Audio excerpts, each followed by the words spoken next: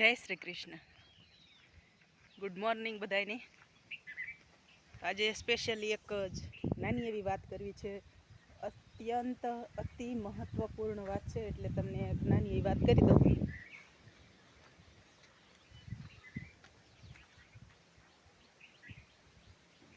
Video જોતા જોતા મોબાઈલમાં કાળુભાઈ સાવલિયા નામના એક વ્યક્તિ આવ્યા, જે અત્યારે હાલમાં સુરત રહે છે. અને આજથી 22 વર્ષ પહેલાં એ હીરામાં કારખાના ચલાવતા હતા. અને પછી એમને ધીમે ધીમે ચામડીનો રોગ થયો. એમણે પોતે એમના મોઢે આ વાત કરેલી, એટલે હું તમને કહું છું. કાળુભાઈ સાવલિયા ચામડીનો રોગ થયો, ડાયાબિટીસ મપાયું તો 300 ડાયાબિટીસ આવ્યું, કંઈક બીજું પણ કીધું એ 400 આવ્યું.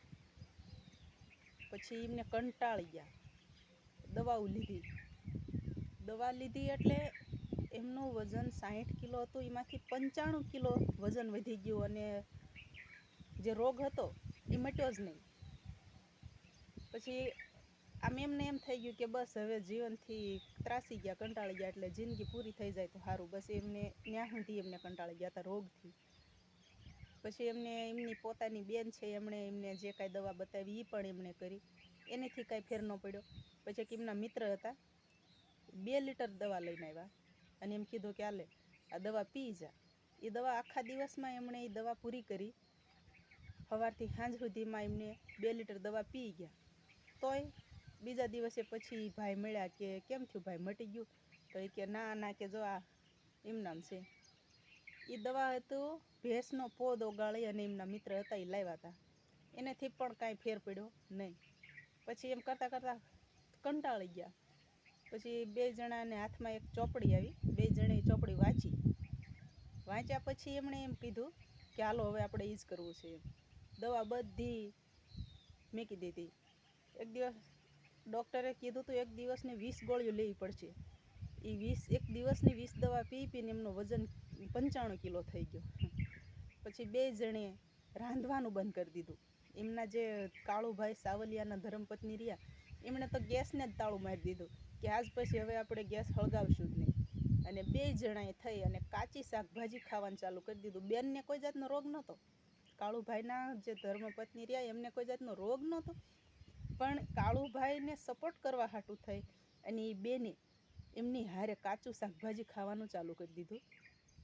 એમનો કે વજન, એ જે કાળુભાઈનો વજન 95 કિલો હતો એમાંથી 45 કિલો થઈ ગયો કાચું શાકભાજી ખાવાથી. અને જે બેનનો વજન હતો એ 100 કિલો હતો, એમણે પોતે જ કીધું છે. 100માંથી બેનનો વજન 60 કિલો થઈ ગયો, સીધો 40 કિલો વજન ઘટી ગયો.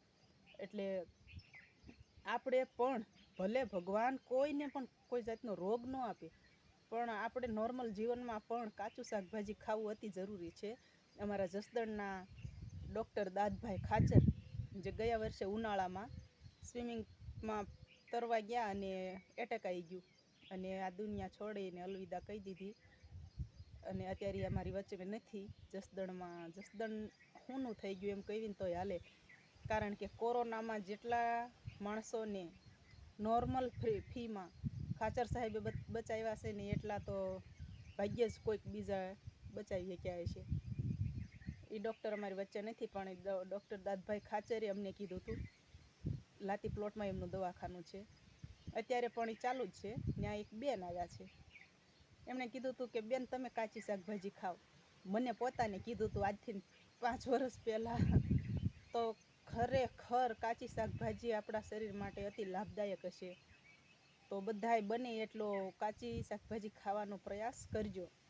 લગભગ કોઈ પણ ઝીણો મોટો રોગ હશે શરીરની અંદર તો એ મટી જશે. તો સારું, હાલો, જય શ્રી કૃષ્ણ, ખુશ રહેજો, બાય.